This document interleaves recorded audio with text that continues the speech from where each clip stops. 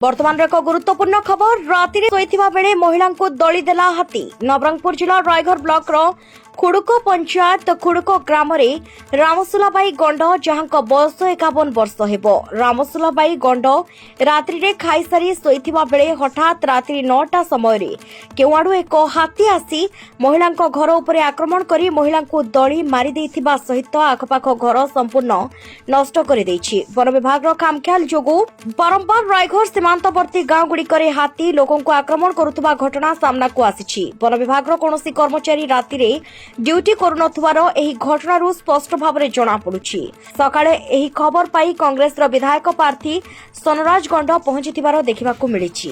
रायघर block अंतर्गत खुड़ुक गाँ ठारे छत्तीसगढ़ हाथीपोल आसी रमसिलाबाई गंड नामनी को जड़े महिला को दल चकटी करी आज हत्या कर दैछंती। तांकर हाड़ पूरा छिन छत्र हो जाइछि। तो ये जो घटना गुड़ाक बारंबार यही अंचल में घटुछि। गत वर्ष यही टाइम रे हेइथिला हमरो सिमनापाली ठारे। तापरे परे ये जो 2 वर्ष भितरे अनेक जगार ये अनेक धन जीवन भी नष्ट होछि। अनेक लोक ये घटना हाथीपोलर आक्रमण रू भी बर्ती छंती। तो वर्तमान फसल जहाँ जो थिला से फसल वर्तमान अमल शेष हेबारू आज हाथी माने सबू गाँव मुहा होउछंती।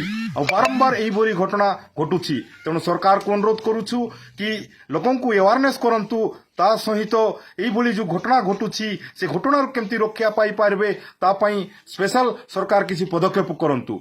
आउ मु सरकार को अनुरोध करुछि यही जो महिलांकर मृत परिवार को किसी आर्थिक सहायता दिया जाऊ। तत्सह जो व्यक्ति मानकर आज जहाँ जो अमल होकर जो पड़ीथिला धान मका जहाँ जो खाई हाथी ताकू मध्य क्षतिपूरण दिया जाऊ बोली आमे सरकार को अनुरोध करुचु। इटा जदि सरकार किसी न करबे न देबे ताहेले आमे अंचलवासी जन आंदोलन करबा पई बाध्य हेबु। रायगढ़ मामनी चक्रवर्ती रिपोर्ट संस्कार टीवी ओडिशा।